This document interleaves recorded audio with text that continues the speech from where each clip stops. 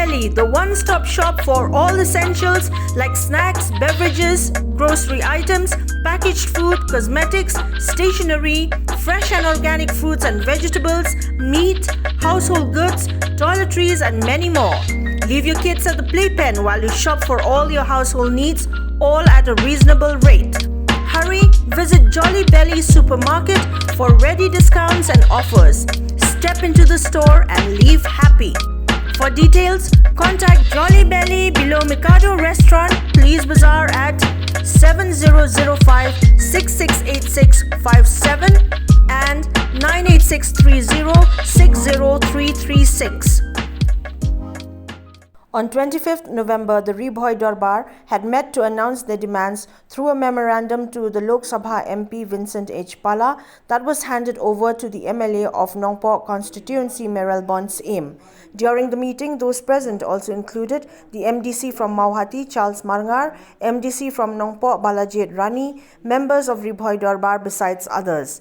The chief guest on the occasion, MP Lok Sabha Vincent H. Pala, and advisor to the government of Meghalaya Dr. Didi Lapang were not able to attend the meeting due to unavoidable reasons. The secretary of the Ribhoi Darbar, Sunlight Shadab, while addressing the gathering, informed that the Ribhoi Darbar had submitted a memorandum to the Lok Sabha MP Vincent H. Pala through the MLA of Nongpok, Meral Bonds Aim, stating their demands for the establishment of a multi-purpose building to be called the Ribhoi National Darbar Hall at Nongpok through the MP LAD scheme at an estimated cost of Rs 18 crores 77 lakhs 45,000. The Darbar has also demanded the renaming of the Shillong Airport to Umroi Airport due to its location at Umroi. Nakabata kicintip pa pade idon artli kibangi po agarika memorandum ya MP Vincent H. Pala.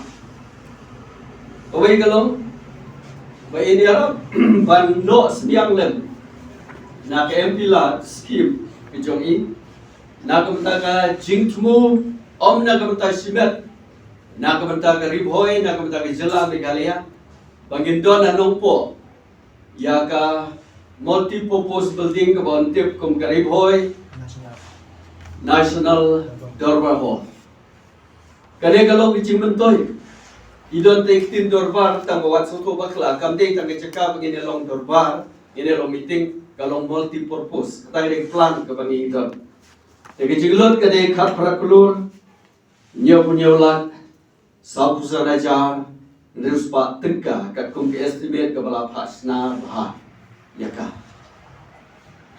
Tengi kermen by MP wala na indon mentang sengiru in I ya ka respond ke bapenhun ya ka Ribhoi Darbar nanta ka baar kade ke jinganut ke jingkwa jong ka Ribhoi Darbar Aku bagi snow, bak kano ka kerteng lagari jong kano jong ki ka kerteng kadi ka identity. The name is the identity of anything or anybody. The nama kata tahu ka bangilam ka Ribhoi district kalau ya ke airport ka Badon Homroi lajar kerteng Shillong Airport. Umat ka identity juga kalamis no angka. Jika ko baka Ribhoi Darbar kapha lembang memorandum lembang MP kalong bau MP ha capacity ko bau don kum MP juga Lok Sabha un penkela un yarap ban pensngo ban ra ya kani baka Ribhoi Darbar ka kwa bon khot no ya ka kum ko Umroi Airport. On the same day, a calendar of Ribhoi district was also released by the MLA of Nongpok Meral Bonds Aim, while the constitution of the Darbar was released by the MDC of Mauhati constituency Charles Marngar. Ribhoi Darbar pelaksana yang berpelai ketika Second Amendment jong ke Constitution jong Ribhoi Darbar ngi penpenapa ba pelai ka kenik